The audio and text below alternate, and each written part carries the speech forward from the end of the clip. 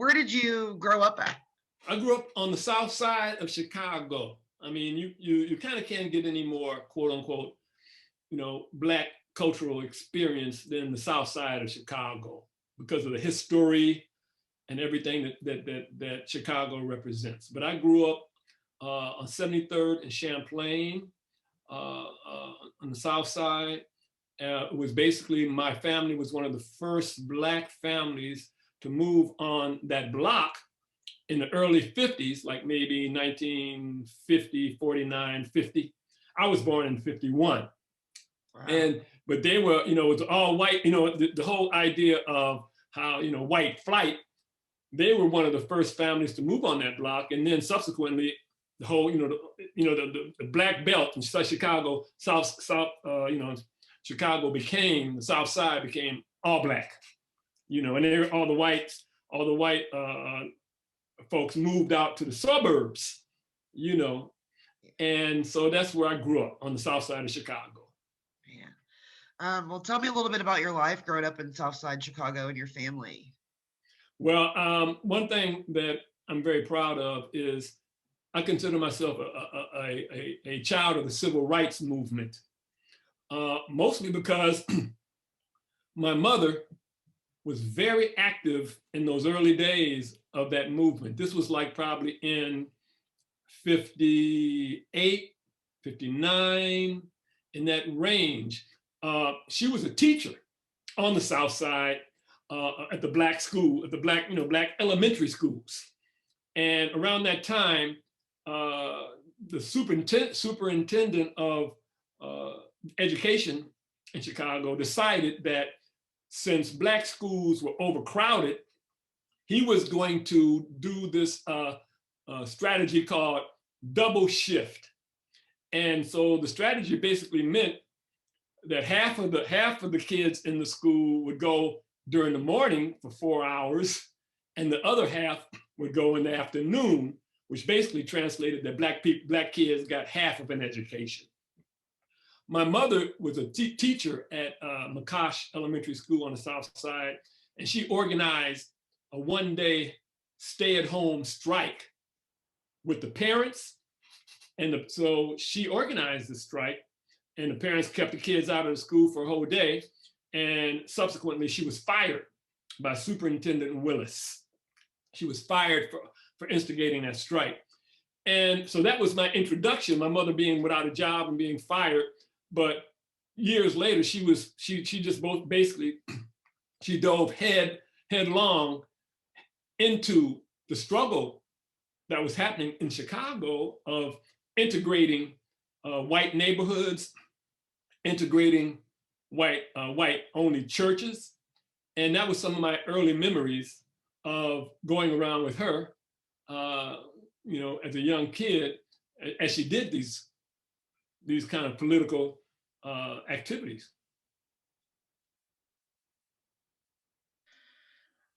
That's powerful right there. Yes. And that whole, I couldn't imagine, because, I've read a lot, like going to Antioch for one, and I tell people this all the time, they look at me like I'm crazy, but it took me coming to Antioch to realize what it means to be Black. If you understand, if that is something, and when I tell people that, they're like, what? And it's like, I come from a rural area, Gallipolis, Ohio. I'm from Gallipolis, Ohio. So I'm like right on the belt where I'm in the tri-state area. So if I cross one bridge, I'm in Kentucky. If I cross another bridge, I'm in West Virginia. I'm right at the point. Right. And it's like going to school. I mean, I heard about, the basics, Sojourner Truth, Harriet Tubman, W.E.B. Du Bois, but not like diving in and like knowing that he was like a philosopher and educator. And I never had heard about Audre Lorde or, any of these things were taught to me. And then I get to Antioch College and I realize the impact that the civil rights had on not just the South, but other areas too, which I wasn't taught about those things. And more along the lines of things I was taught was more about, all the white figures that did a lot of things in the during civil rights. And so, it always is intriguing when you talk to someone whose family or themselves were, there and on the front lines of it, whether it was, writing stuff or, helping with different campaigns to help different things, or actually out there, boots on the ground, getting sprayed with, what I mean, with the hoses and stuff like that. Like it just always just captivates me, and it makes me want to know more about my heritage, because there's so many other stories. It's like, you know what I mean? There's not just one story that someone can tell about civil rights. So it's always, that's something that's always been interesting to me, especially after attending Antioch College and meeting some of the alumni and, some of the people that like made a difference during the civil rights era. So Yes. thank you for your mother, and what she says. Yes, I thank her every day. Yeah. Okay. So how did you learn about Antioch College, and why did you choose to attend there? I've been playing music since I was 7 years old. So I've been playing music ever since I can remember. I've been playing music, except for 4 years in high school. I went to a very private high school that, since my mother became very disenchanted with the public schools, I took the test and I enrolled her kids. She took all her kids out of public school, and we all took the test to enroll in the University of Chicago Laboratory School, which is on the campus of course, UC, on the campus of the University of Chicago, university, huge university. But they used to say you could go to the University of Chicago from the cradle to the grave, because they had nursery school, they had a middle school, they had an elementary school, they had a high school, then they had university. So anyway, I went to school with very rich white kids, even though my family wasn't rich. My mother was a school teacher and my father was a postal worker. But my mother highly prized education. So we all pretty much had that private, and it's the same school that, of course, the Obama kids went to. They call it lab school. It's on the South Side. And, so I had that real basic good education. But I got very, I was into the band and orchestra, even in the 4th, 5th, 6th, 7th grade. But by high school, I was playing basketball. So I stopped playing music. So for 4 years, I was just a jock. I mean, I was like playing ball all the time. I was going in the summer, playing ball at the parks all over Chicago. And when I graduated from lab school, I got a scholarship to Cole College to play basketball. Now, Cole College is a liberal arts school in Cedar Rapids, Iowa. Small school. I wasn't going to no major basketball school, but I could dribble, and I was a guard, so I was able to compete, and I was a good guard. I would hustle. But anyway, long story short, once I got to Cole College, and I realized there's only like 50 Black people in the whole school, maybe 60, and it's a liberal arts school, and I was there basically to play ball. And that was also around 1968, which everything was changing. The Black Power movement, we were growing our afros. It was all about Black power and African, trying to deal with what was going on with the Panthers and everything. And I realized that being a basketball player was not my life goal or my life work anyhow. So, once that I played freshman ball.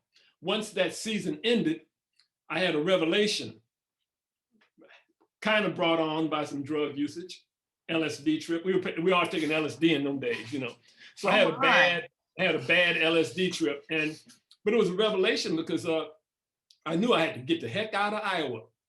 No offense to Iowa, but I had to get out of there, and I had to get out of Cedar Rapids. And almost midterm, I would say in the winter, I knew I had to leave.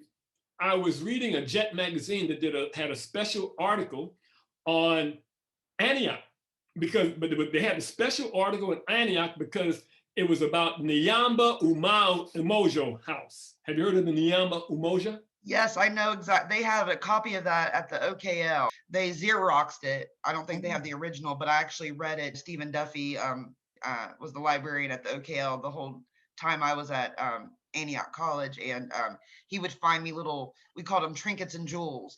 And so that was Mhm. like one of the little trinkets and jewels that he found me, that actual article. And then we found an article about the African American Studies Institute, and they made, I don't know if it was Ebony or Jet, but they were in one of those magazines about when they were going to shut down because of the segregation. They felt like um, that organization was like segregating the school, I guess. And Well, see, that's my story at Antioch. See, I grew up during oh, that time. All of that was my time, because what happened when I read that article about Antioch, because I knew they had the Nyamba Umoja house. They also had co-ops where you can go into other cities and have a kind of like a work study job. And they didn't have no sports and no fraternities. And I was ready. I was not ready for sports. I wasn't ready for fraternities. I wasn't ready for any of that stuff. So I applied.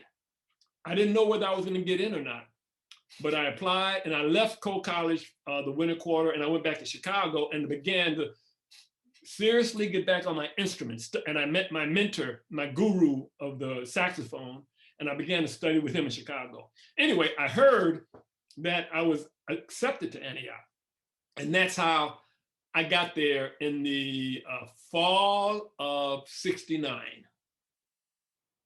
The fall of '69 is when I got to Antioch. And of course, I got there and I lived at Nyamba Umoja house. And I went through everything that was also around the time of the APIE. You've heard of the APIE?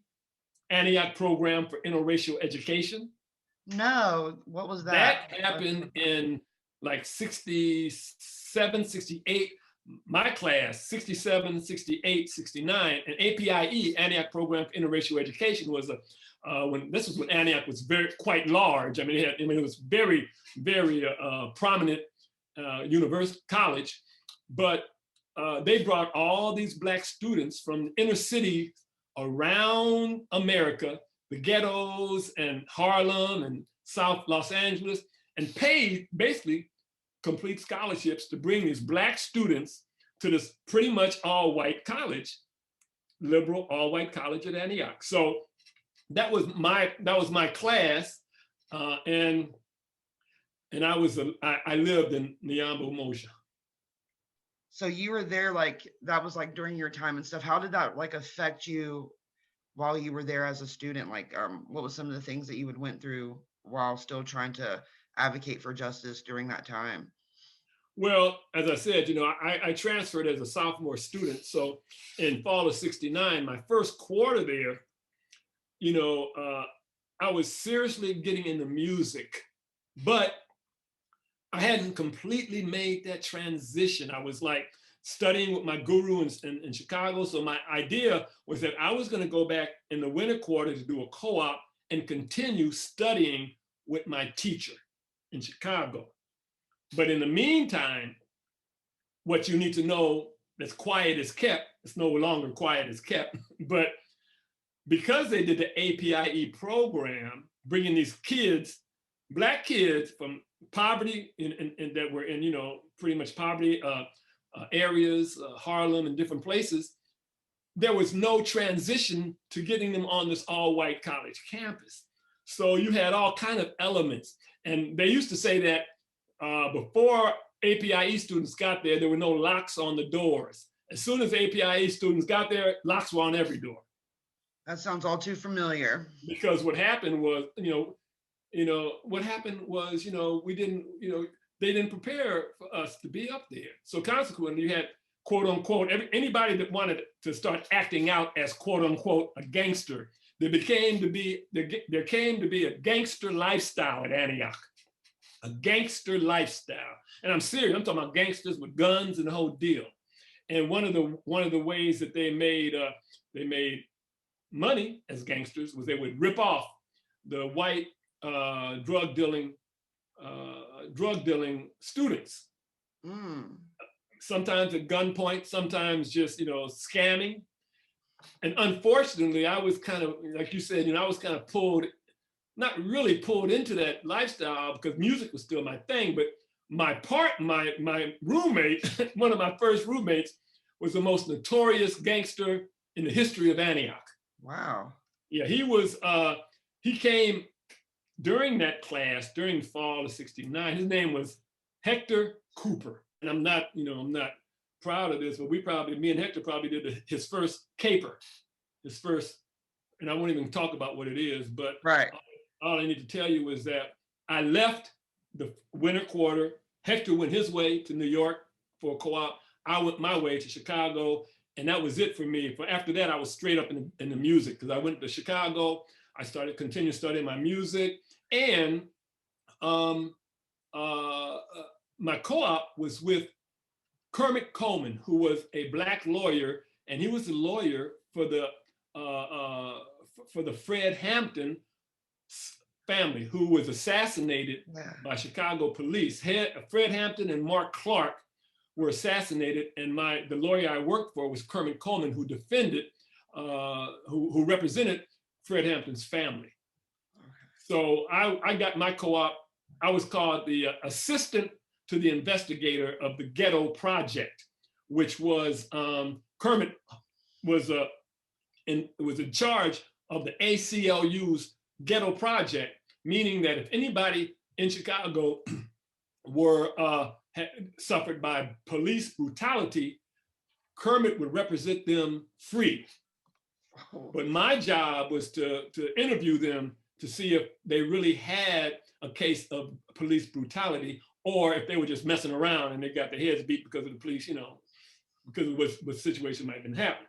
So I had to kind of weed out the people that really were like treated, by racist cops or whatever my situation might be. And then he would get, after I kind of did a little preview, he'd get the cases and he would take it from there.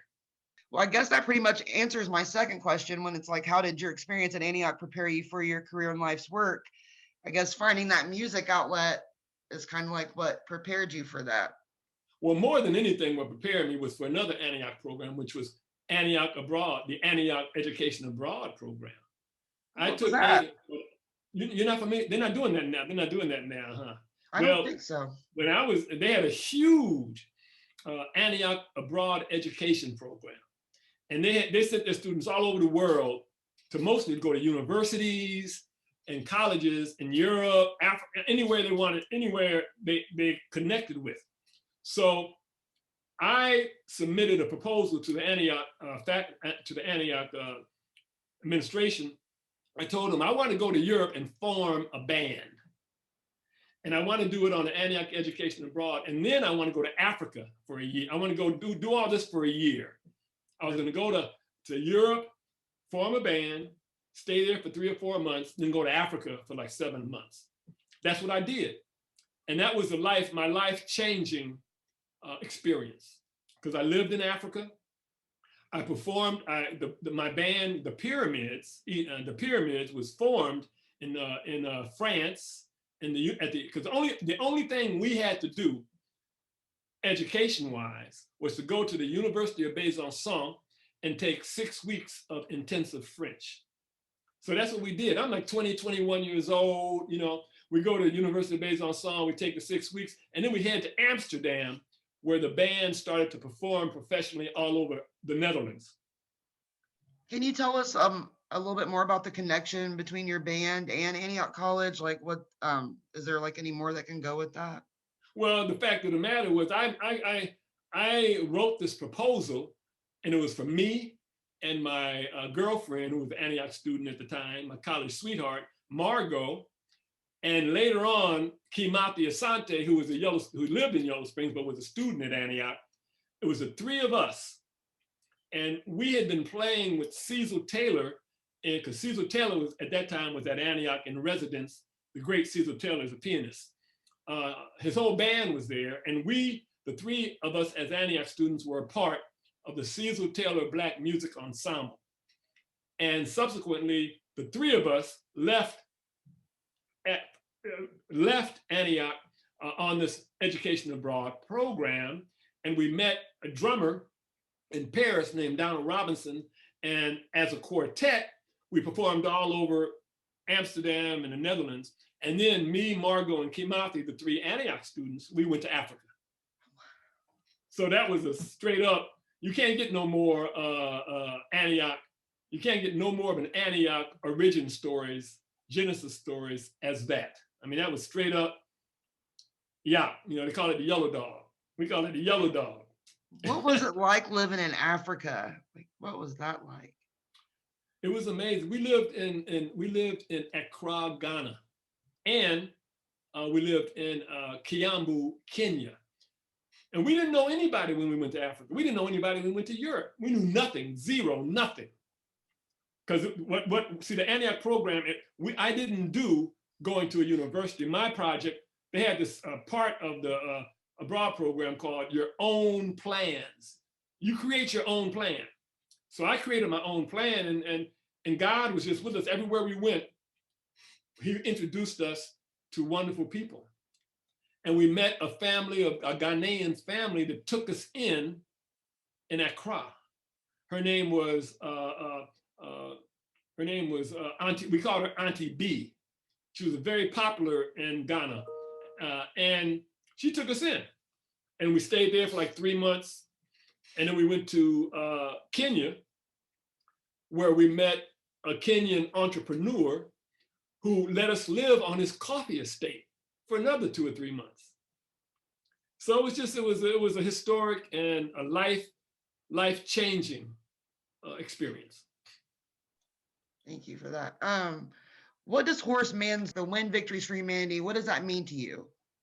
Well, my organization now that I have founded called Cultural Odyssey.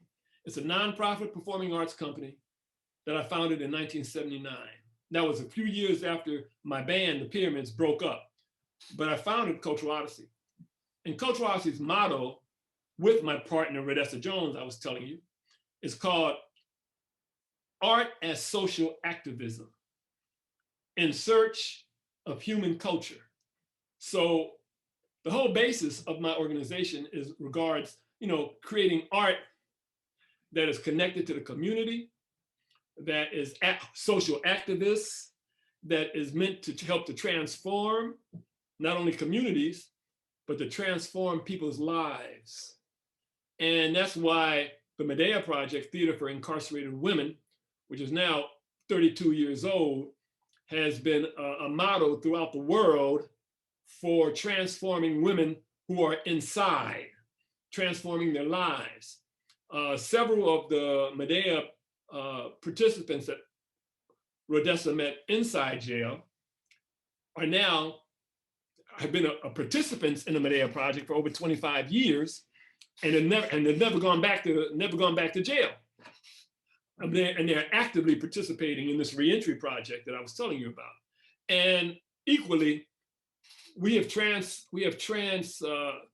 exported the Medea Project methodology that stems from Rodessa Jones's mind, her brain, with me assisting her, to places like South Africa. We were in South Africa from 2005 to 2012, about 6 weeks a year, working inside the women's correctional maximum security prison outside of Johannesburg. And we were the first international artists to be allowed to go inside this maximum security women's prison and to work with them inside. That whole thing that 7 years culminated in allowing the women to go out under guard to the State Theater in Pretoria to do a performance called Serious Fun at Sun City. So that answers the whole thing about, victories for humanity. We think we've done quite a few victories in our own way for humanity. Yeah, but you know what? It never ends. You got to keep going. That's right. Never ends. Right. I wanted you to tell me about your lecture that you got coming up, and why did you choose the title that you chose? Well, Don't Drop Dead on Stage. You don't drop dead on stage, a performing artist guide, survival guide. A lot of people think you have many artists and you have many actors that have actually died on stage. And, I'll let someone, it'll go to answering service. So consequently, but the problem is, don't drop dead on stage and not prepare yourself. so many artists die that don't have even as they say, a pot to piss in or a window to throw it out. You know, they haven't, people, they have to go through GoFund or something to even get the money to be buried, or they have no idea what it is to have a retirement account. They have no idea what it means to have a salary every 2 weeks, every month. They don't have that. They don't have these ideas. They don't know how to support themselves. So don't drop dead on stage an artist survival guide. It's all about giving artists the tools to help them, turn that light bulb on, to show what possibilities are, and to equip them with the ability to know the truth from fiction, to know what is real and what isn't. And that's one of the things that I didn't learn at Antioch, because I was so enthralled and so immersed in music. They didn't let us know, they didn't teach us how to survive as musicians. Antioch didn't, nor many other colleges and universities don't either. They might have thriving conservatories and music project programs, but you don't have many that are actually teaching music business. And that is what I teach. I teach music business. And it took me many years to develop this talent and this knowledge. And in the meantime, I was like pawning my instrument and, struggling in the trenches of having no money, and the pyramids broke up. I went through all that. I went from the bottom to where I am now, which I consider myself at the place I wish every musician could be at. I'm completely independent, self-funded through my organization, and I'm living a prosperous lifestyle. If you could give advice or have a conversation with yourself at Antioch, what would you say? Well, the most important thing I would say was that I wish I'd have had that music business training much earlier, but I don't really, because what I have gathered through my own plans, once again, I have no regrets. And quite frankly, I have no conversations I want to have, because I have no thoughts about anything bad in relationship to Antioch. I hold Antioch in the highest esteem to my life, even though I had one of the, I would say one of the worst experiences of my life there as well, whereby right when I was ready to soar into the music universe, I was making instruments. I was just going too fast. I was going way too fast. I left all that bull BS behind and was straight up making instruments and flutes and everything. And I was in the Antioch College's theater department, and I had a terrible, terrible, terrible accident for a musician. I was cutting with a saw, a very mean looking saw, a circular saw. And I had an accident where I almost lost my hand, but I lost my index finger on my left hand, and cut my middle finger very bad. So basically I'm a 9-fingered saxophonist, but the experience that I had there, I am an example of perseverance and steadfastness, and just not giving up. Because when that happened, I was out. What theater department is, right? Out there by the Glen. They have a department out there. They had a workshop out there. Well, there's a golf course. There was a golf course out there too. I don't know if it's still there. No. It's not there. There's no greenery out there? There's greenery, but it's not a golf course. Not a golf course, right. Well, we called it the golf course. Oh, okay. I thought you meant like a literal one. Okay. Yeah. No. It's still located in the same area.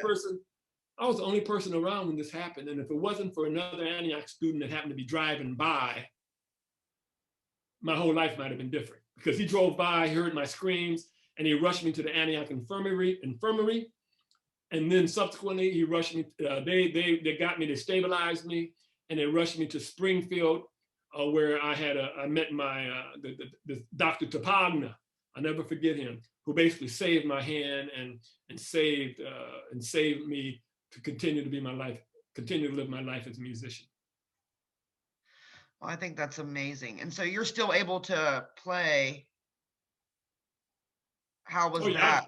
oh yeah. How was I've been playing my whole life since then. I mean, I had Yeah. a But I mean, how recovery. was that transition? Was that something that you worried about? Worried. Come on. I thought my life, when it happened, I thought my life was over. Over? Yeah. I thought it was over.